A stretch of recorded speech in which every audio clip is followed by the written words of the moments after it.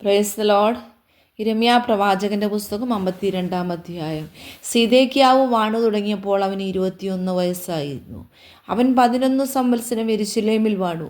അവൻ്റെ അമ്മയ്ക്ക് ഹമുദൽ എന്നു പേർ. അവൾ ലിബ്നക്കാരനായ യിരെമ്യാവിൻ്റെ മകളായിരുന്നു. യെഹോയാക്കീം ചെയ്തതുപോലെയൊക്കെയും അവൻ യഹോവയ്ക്ക് അനിഷ്ടമായുള്ളത് ചെയ്തു. യഹോവയുടെ കോപം ഹേതുവായി യെരൂശലേമിനും യഹൂദയ്ക്കും അങ്ങനെ ഭവിച്ചു.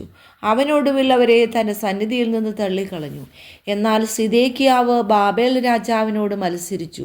അവൻ്റെ വാഴ്ചയുടെ 9-ാം ആണ്ടിൽ 10-ാം മാസം 10-ാം തീയതി ബാബേൽ രാജാവായ നെബൂഖദ്നേസർ തൻ്റെ സർവ്വസൈന്യവുമായി യെരൂശലേമിൻ്റെ നേരെ വന്നു പാളയമിറങ്ങി അതിനെതിരെ ചുറ്റും കൊത്തളങ്ങൾ പണിതു. അങ്ങനെ സിദെക്കീയാ രാജാവിൻ്റെ 11-ാം ആണ്ടുവരെ നഗരം നിരോധിക്കപ്പെട്ടിരുന്നു. 4-ാം മാസം 9-ാം തീയതി ക്ഷാമം നഗരത്തിൽ കലശലായി. ദേശത്തെ ജനത്തിന് ആഹാരമില്ലാതെ ഭവിച്ചു. അപ്പോൾ നഗരത്തിൻ്റെ മതിൽ ഒരിടം പൊളിച്ചു തുറന്നു. കൽദയർ നഗരം വളഞ്ഞിരിക്കെ പടയാളികളൊക്കെയും രാത്രി സമയത്ത് രാജാവിൻ്റെ തോട്ടത്തിനരികെ 2 മതിലുകളുടെ മധ്യേയുള്ള പടിവാതിലിൽക്കൽ കൂടി നഗരം വിട്ടുപുറപ്പെട്ട് അരാബായിലേക്കുള്ള വഴിയായി ഓടിപ്പോയി. എന്നാൽ കൽദയരുടെ സൈന്യം രാജാവിനെ പിന്തുടർന്നു. യെരിഹോ സമഭൂമിയിൽ വെച്ച് സിദെക്കീയാവോട് എത്തി. അവൻ്റെ സൈന്യമൊക്കെയും അവനെ വിട്ടു ചിതറിപ്പോയി. അവർ രാജാവിനെ പിടിച്ച് ഹമാത്ത് ദേശത്തിലെ റിബ്ലായിൽ ബാബേൽ രാജാവിൻ്റെ അടുക്കൽ കൊണ്ടുചെന്നു. അവന് വിധി കൽപ്പിച്ചു. ബാബേൽ രാജാവ് സിദെക്കീയാവിൻ്റെ പുത്രന്മാരെ അവൻ കാണുകെ കൊന്നു. യഹൂദാ പ്രഭുക്കന്മാരെയൊക്കെയും അവനെ റിബ്ലായിൽ വെച്ച് കൊന്നുകളഞ്ഞു.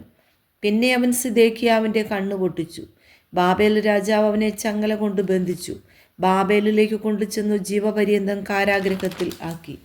5-ാം മാസം 10-ാം തീയതി ബാബേൽ രാജാവായ നെബൂഖദ്നേസറിൻ്റെ 19-ാം ആണ്ടിൽ തന്നെ ബാബേൽ രാജാവിൻ്റെ തിരുമുമ്പിൽ നിൽക്കുന്നവനും അകമ്പടി നായകനുമായ നെബൂസർ ആദാൻ യെരൂശലേമിലേക്ക് വന്നു. അവൻ യഹോവയുടെ ആലയവും രാജധാനിയും ചുട്ടു. യെരൂശലേമിലെ എല്ലാ വീടുകളും പ്രധാന ഭവനങ്ങളെയൊക്കെയും തീവച്ച് ചുട്ടുകളഞ്ഞു. അകമ്പടി നായകനോടുകൂടെ ഉണ്ടായിരുന്ന കൽദയ സൈന്യമൊക്കെയും യെരൂശലേമിൻ്റെ ചുറ്റുമുള്ള മതിലുകളെല്ലാം ഇടിച്ചു കളഞ്ഞു.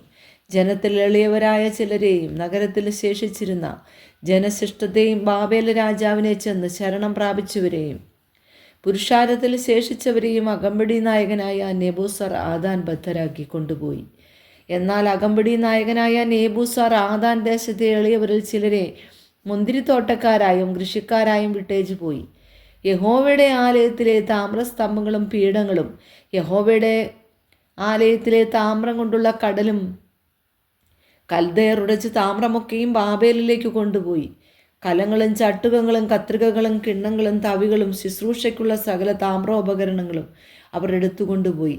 പാനപാത്രങ്ങളും തീച്ചട്ടികളും കിണ്ണങ്ങളും കലങ്ങളും വിളക്കുകൾ തണ്ടുകളും തവികളും കുടങ്ങളും പൊന്നുകൊണ്ടുള്ളതും വെള്ളികൊണ്ടുള്ളതും എല്ലാം അകമ്പടി നായകൻ കൊണ്ടുപോയി. ശലോമോൻ രാജാവ് യഹോവയുടെ ആലയം വകയ്ക്കുണ്ടാക്കിയ 2 സ്തംഭവും ഒരു കടലും പീഠങ്ങളുടെ കീഴെ ഉണ്ടായിരുന്ന 12 താമ്രക്കളയും തന്നെ.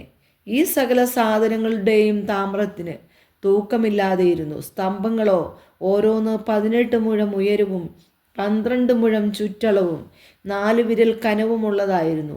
അത് പൊള്ളയുമായിരുന്നു. അതിനാൽ താമ്രം കൊണ്ടൊരു പോതികയുണ്ടായിരുന്നു. പോതികയുടെ ഉയരം 5 മുഴം. പോതികമേൽ ചുറ്റും വലിപ്പണിയും മാതളപ്പഴവും ഉണ്ടായിരുന്നു. സകലവും താമ്രം കൊണ്ടായിരുന്നു. 2-ാമത്തെ സ്തംഭത്തിനും ഇതുപോലെയുള്ള പണിയും മാതളപ്പഴവും ഉണ്ടായിരുന്നു. 4 പുറത്തും കൂടെ 96 മാതളപ്പഴവും ഉണ്ടായിരുന്നു. വലപ്പണിയിൽ ചുറ്റുമുള്ള മാതളപ്പഴം ആകെ 100 ആയിരുന്നു. അകമ്പടി നായകൻ മഹാപുരോഹിതനായ സെരായാവെയും 2-ാം പുരോഹിതനായ സഫന്യാവെയും 3 വാതിൽ കാവൽക്കാരെയും പിടിച്ചു കൊണ്ടുപോയി. നഗരത്തിൽ നിന്ന് അവൻ യോദ്ധാക്കളുടെ വിചാരകനായ ഒരു ഷണ്ഡനെയും നഗരത്തിൽ വെച്ച് കണ്ട് 7 രാജപരിചാരകന്മാരെയും ദേശത്തിലെ ജനത്തെ പടക്കി ശേഖരിക്കുന്ന സേനാപതിയുടെ രായസക്കാരനെയും നഗരത്തിൽ കണ്ട 60 നാട്ടുപുറക്കാരെയും പിടിച്ചു കൊണ്ടുപോയി. ഇവരെ അകമ്പടി നായകനായ നെബൂസർ ആദാൻ പിടിച്ച് റിബ്ലായിൽ ബാബേൽ രാജാവിൻ്റെ അടുക്കൽ കൊണ്ടുചെന്നു. ബാബേൽ രാജാവ് ഹമാത്ത് ദേശത്തിലെ റിപ്ലായിൽ വെച്ച് അവരെ വെട്ടിക്കൊന്നു. ഇങ്ങനെ യഹൂദ സ്വദേശം വിട്ട് പ്രവാസത്തിലേക്ക് പോകേണ്ടി വന്നു. നെബൂഖദ്നേസർ പ്രവാസത്തിലേക്ക് കൊണ്ടുപോയ ജനം. 7-ാം ആണ്ടിൽ 3023 യഹൂദന്മാർ. നെബൂഖദ്നേസറിൻ്റെ 18-ാം ആണ്ടിൽ അവൻ യെരൂശലേമിൽ നിന്ന് പ്രവാസത്തിലേക്ക് കൊണ്ടുപോയ 832 പേർ. നെബൂഖദ്നേസറിൻ്റെ 23-ാം ആണ്ടിൽ അകമ്പടി നായകനായ നെബൂസറാദാൻ പ്രവാസത്തിലേക്ക് കൊണ്ടുപോയ യഹൂദന്മാർ 745 പേർ. ഇങ്ങനെയാകെ 4600 പേരായിരുന്നു.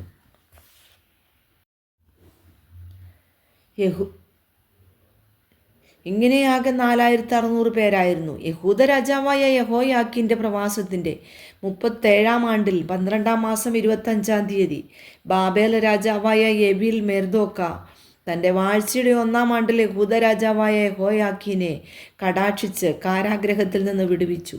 അവനോട് ആദരവായി സംസാരിച്ചു. അവൻ്റെ ആസനത്തെ തന്നോടുകൂടെ ബാബേലിലുള്ള രാജാക്കന്മാരുടെ ആസനങ്ങൾക്ക് മേലായി വെച്ചു. അവൻ്റെ കാരാഗ്രഹ വസ്ത്രം മാറ്റി. അവൻ ജീവപര്യന്തം നിത്യവും അവൻ്റെ സന്നിധിയിൽ ഭക്ഷണം കഴിച്ചു പോന്നു. അവൻ്റെ അഹോവൃത്തിയോ ബാബേൽ രാജാവ് അവൻ്റെ മരണദിവസം വരെ അവൻ്റെ ജീവകാലമൊക്കെയും നിത്യവൃത്തിക്ക് ദിവസം പ്രതിയുള്ള ഓഹരി കൊടുത്തു പോന്നു.